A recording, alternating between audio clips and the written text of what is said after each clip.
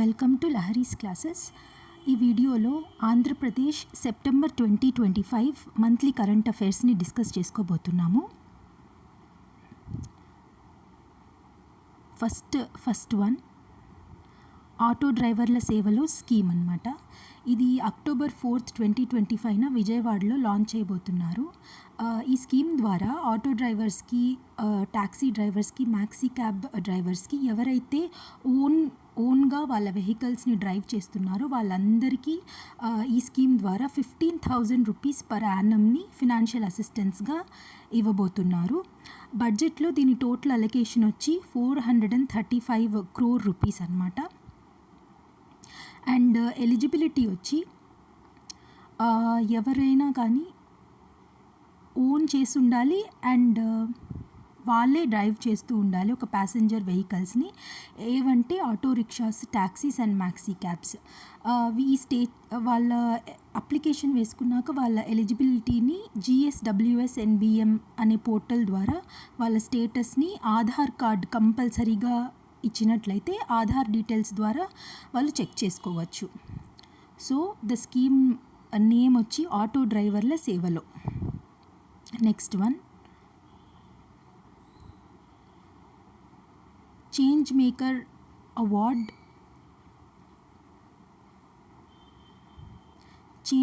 Award to Araku coffee. Araku coffee మనకందరికీ తెలిసిందే. ఈ అవార్డు ఎవరు ఇచ్చారంటే business line change maker award వాళ్ళు ముంబైలో జరిగిన 7th ఎడిషన్లో భాగంగా ఈ అవార్డుని అయితే అరకు కాఫీకి ఇచ్చారు. ఈ అవార్డుని ఏపీ తరపున తీసుకునింది ఆంధ్రప్రదేశ్ గిరిజన్ కోఆపరేటివ్ కార్పొరేషన్ వాళ్ళు.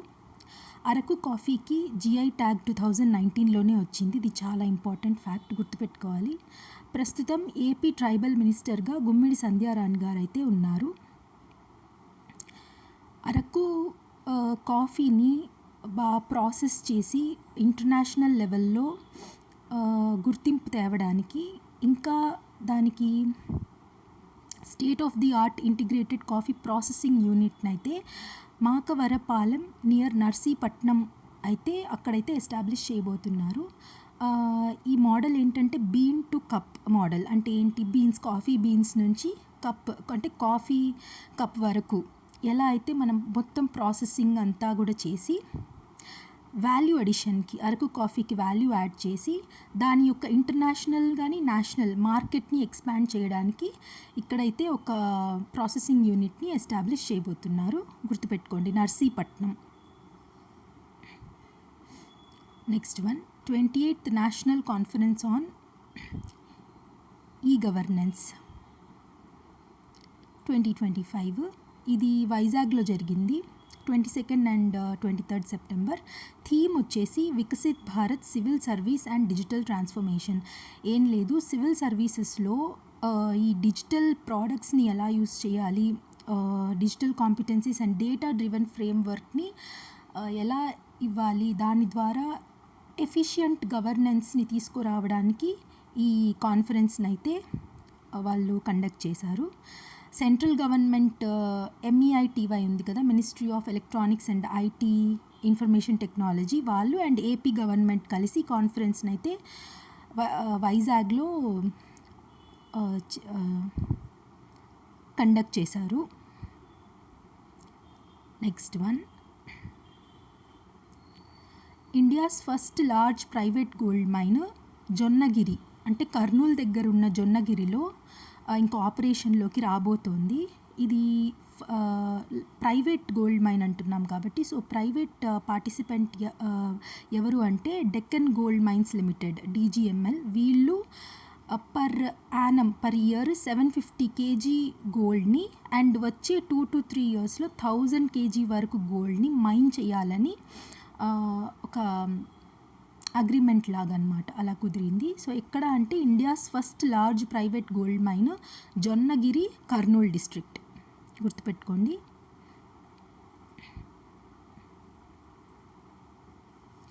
అండ్ ఏపీలో medical technology zone, medtech zone వైజాగ్లో ఉంది. ఇక్కడ ఏంటంటే రీసెంట్గా ప్రోస్థెటిక్ హ్యాండ్, ఎవరికైతే యాక్సిడెంట్లో వాళ్ళ ఆర్మ్స్, చేతులు, షోల్డర్స్ ఇలా ఎవరైతే పోగొట్టుకుంటారో అన్ఫార్చునేట్గా, వాళ్ళకి ప్రోస్థెటిక్స్తో అంటే ఆర్టిఫిషియల్గా హ్యాండ్ని ఇంప్లిమెంట్ వాళ్ళకి ఇచ్చారనమాట. సో దాన్ని వైజాగ్ హ్యాండ్ అని పిలవడం జరిగింది.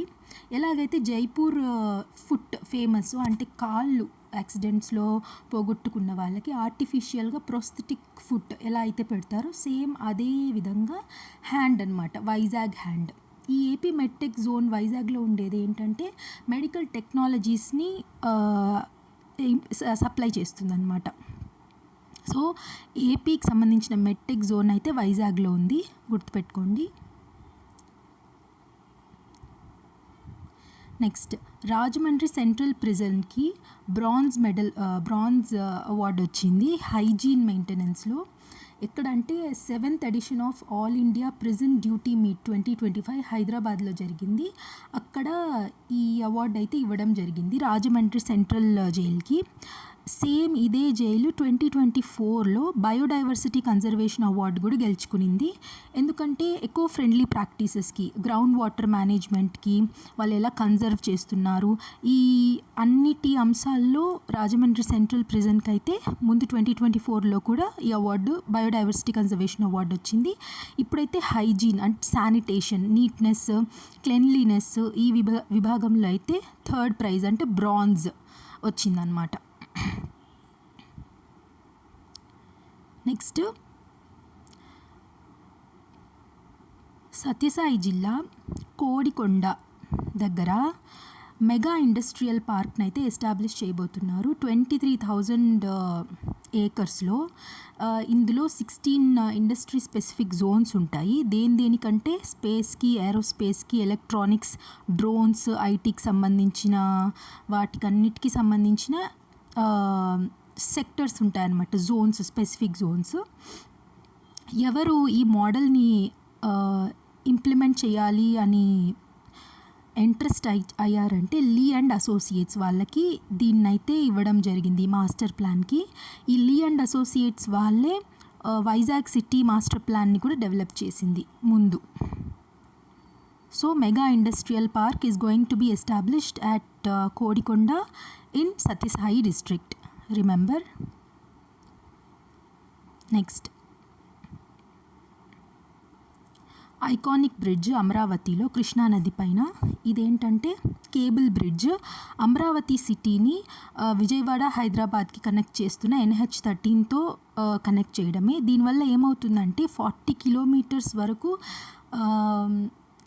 ఈ రోడ్డు ట్రావెలింగ్ అనేది తగ్గిపోతుంది. సో టైం కన్జర్వ్ అవుతుంది అనమాట. ఇది 2,500 crore project, 5.22 kilometres passage way ఉంటుంది. ఏంటంటే second river bridge upstream of the Prakasam barrage. ఇక్కడ iconic cable bridge in Amaravati on Krishna river, గుర్తుపెట్టుకోండి. అండ్ ఈ మంత్లో కొన్ని అపాయింట్మెంట్స్, ఇంపార్టెంట్ అపాయింట్మెంట్స్ చూద్దాము. ఏపీ జెన్కో ఎండీగా ఎస్ నాగలక్ష్మి గారిని అపాయింట్ అయితే చేశారు. అండ్ స్టాంప్స్ అండ్ రిజిస్ట్రేషన్స్ ఐజీగా బిఆర్ అంబేద్కర్ గారిని అపాయింట్ చేశారు. సిఆర్డీఏ అడిషనల్ కమిషనర్గా ఏ భార్గవ్ తేజ గారిని అయితే అపాయింట్ చేశారు. అండ్ రేరా చైర్మన్గా ఏ శివారెడ్డి గారిని అయితే అపాయింట్ చేశారు. నెక్స్ట్, మధురవాడ సెవరేజ్ ప్రాజెక్ట్ వైజాగ్లోని మధురవాడలో విత్ అరౌండ్ 500 crore బడ్జెట్తో ఇంటర్నేషనల్ ఫినాన్స్ కార్పొరేషన్తో జీవీఎంసీ అగ్రిమెంట్ కుదుర్చుకొని అక్కడ 100% వాటర్ని, సివేజ్ వాటర్ ఉంటుంది కదా, మురికి నీళ్ళు, ఈ మొత్తం వాటర్ని క్లీన్ చేయడానికి నెక్స్ట్ 30 years వరకు కూడా గ్రోయింగ్ పాపులేషన్ని అకామిడేట్ చేసుకోవడానికి ఈ ప్రాజెక్ట్ని అయితే తీసుకొని వస్తున్నారు. సో ఇలా క్వశ్చన్ అడగచ్చు మనల్ని. ప్రస్తుతం అయితే 20% వాటర్ వరకే ట్రీట్ చేయగలుగుతున్నారు. దాన్ని ఇప్పుడు 100%కి తీసుకువెళ్ళాలని ప్లాన్లో ఉంది. సో దానికి కావాల్సిన మొత్తం బడ్జెట్ని ఐఎఫ్సి, ఏది ఇంటర్నేషనల్ ఫినాన్స్ కార్పొరేషన్, ఇది వరల్డ్ బ్యాంక్ గ్రూప్లో వన్ ఆఫ్ ద మెంబర్ అనమాట, విత్ జీవీఎంసీ వచ్చి వైజాగ్ మున్సిపల్ కార్పొరేషన్ది. సో ఈ రెండు టైఅప్ అయ్యి మధురవాడ సెవరేజ్ ప్రాజెక్ట్ని ఇంప్లిమెంట్ చేయబోతున్నారు, గుర్తుపెట్టుకోండి. నెక్స్ట్, భారతీయ భాషా సమ్మాన్. ఇది మన తెలుగువారైన భమిడిపాటి విశ్వనాథ్ గారికైతే అవార్డు చేయడం జరిగింది, హిందుస్థాన్ సమాచార్ పత్రిక వాళ్ళు. భమిడిపాటి విశ్వనాథ్ గారు ప్రస్తుతం అయితే బనారస్ హిందూ యూనివర్సిటీ వైస్ ఛాన్సలర్గా ఉంటున్నారు. అండ్ ఆల్సో టీటీడీకి సంబంధించిన అన్నమయ్య ప్రాజెక్ట్లో కూడా ఆయన వర్క్ చేశారనమాట. తెలుగు లిటరేచర్కి ఆయన అందించిన సేవలకు గాను ఈ భారతీయ భాషా సమ్మాన్ 2025ని అందజేయడం జరిగింది. ఈ భారతీయ భాషా సమ్మాన్ మిగిలిన 21 లాంగ్వేజెస్, అంటే టోటల్ 22 లాంగ్వేజెస్లో ఎవరెవరైతే వాళ్ళ కృషి చేశారో ఆ లాంగ్వేజ్ని ప్రాపగేట్ చేయడానికి, ప్రమోట్ చేయడానికి, గుర్తింపుకు తేవడానికి ఇలా చేశారో వాళ్ళందరికీ కూడా ఈ భారతీయ భాషా సమ్మాన్ అయితే ప్రజెంట్ చేస్తారు. Next, most promising new destination award దేనికి వచ్చింది అంటే Gandikota. Most promising new destination award to Gandikota మనకందరికీ తెలిసిందే, కడపలో ఉంటుంది, పెన్నా రివర్ బ్యాంక్ పైన ఉంటుంది. దీన్ని ఇండియాస్ గ్రాండ్ క్యాన్యోన్ అని కూడా అంటారు. ఈ అవార్డు ఎవరిచ్చారంటే గ్లోబల్ న్యూస్ నెట్వర్క్ వాళ్ళు ప్రజెంట్ చేయడం జరిగింది. ఎక్కడ అంటే business leisure travel and MIAC BLTM 2025 ఢిల్లీలో జరిగిన ఒక కాన్ఫరెన్స్లో ఈ అవార్డుని అయితే ప్రజెంట్ చేయడం జరిగింది ఏపీ టూరిజంకి, ఆంధ్రప్రదేశ్ టూరిజంకి. సో గుర్తుపెట్టుకోండి, గండికోట అంటే దాన్ని ఇండియాస్ గ్రాండ్ క్యాన్యన్ అంటారు. ఎక్కడుందంటే Kadapa, on the bank of river Penna. Next one, India's first dedicated ship technology centre అనమాట. ఇదేంటంటే షిప్ మ్యానుఫ్యాక్చరింగ్కి సంబంధించిన టెక్నాలజీ మొత్తం ఇక్కడ ఉంటుంది. ఎక్కడ ఎస్టాబ్లిష్ చేస్తున్నారంటే ఇండియన్ మ్యారిటైమ్ యూనివర్సిటీ వైజాగ్లో. మనకందరికి తెలిసిందే ఇండియన్ మ్యారిటైమ్ యూనివర్సిటీ వైజాగ్లో ఉంది. దాంట్లో ఒక వింగ్ లాగా India's first dedicated ship technology centre ISTCని ఎస్టాబ్లిష్ చేయబోతున్నారు విత్ 305 crore rupees అనమాట ఈ ప్రాజెక్ట్. ఇది ఏంటంటే ఒక హబ్ లాగా వర్క్ చేస్తుంది మన ఇండిజినస్ షిప్ డెవలప్మెంట్కి. మన ఇండియా ఓన్గా షిప్ డిజైన్ చేసుకోవడం, దాంట్లో రీసెర్చ్ చేయడం, స్కిల్స్ ట్రైనింగ్ ఇవ్వడము, ఇలా అన్నిటికీ సంబంధించిన ఒక హబ్ లాగా దీన్ని డెవలప్ చేస్తారు. ఇదేంటంటే ఇండియాస్ మ్యారిటైమ్ అమృత్కాల్ విజన్ 2047లో ఒక భాగంగానే ఈ సెంటర్ని అయితే తీసుకొని వస్తున్నారు.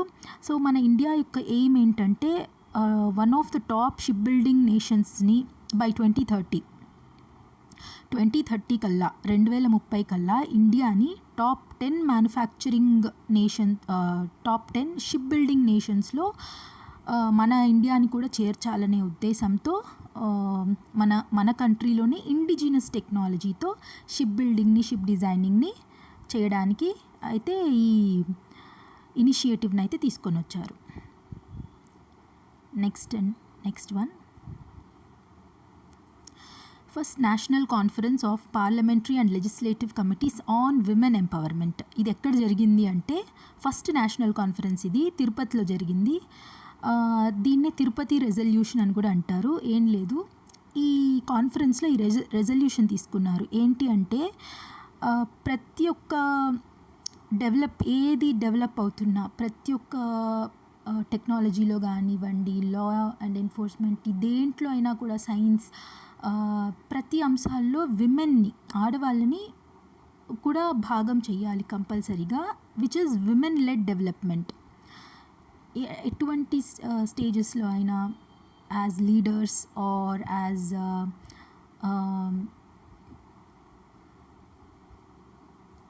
ప్రతి విభాగంలో విమెన్ లెడ్ డెవలప్మెంట్ని ఉండాలి అనే ఒక రెజల్యూషన్ తీసుకున్నారు తిరుపతిలో.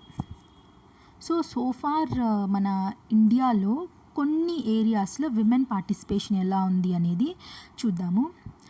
ప్రస్తుతం అయితే లోకల్ గవర్నమెంట్స్ అంటే మున్సిపాలిటీస్, పంచాయత్స్లో 46% ఎలక్టెడ్ రిప్రజెంటేటివ్స్ విమెనే ఉన్నారనమాట మన ఇండియాలో.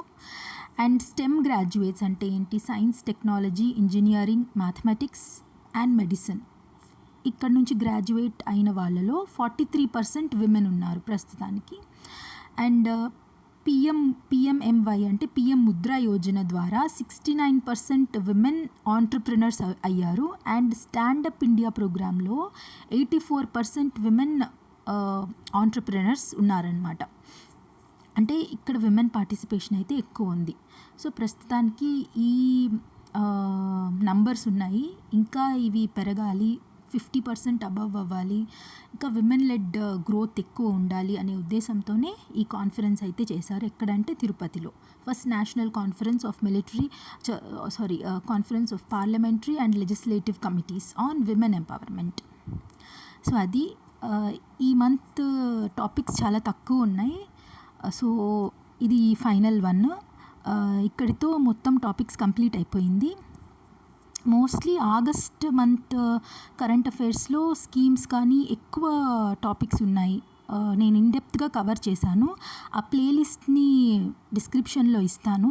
ఆగస్ట్ మంత్ కరెంట్ అఫైర్స్ కూడా చదువుకోండి, చూడండి ఒకసారి. సో అది ఎండ్ వర్క్ చూసిన ప్రతి ఒక్కరికి చాలా థ్యాంక్స్. సో మీకు వీడియో కనుక నచ్చినట్లయితే please like, share, subscribe and comment. And that's all. Next లెక్చర్లో కలుద్దాం. Till then, God bless you all. జై హింద్.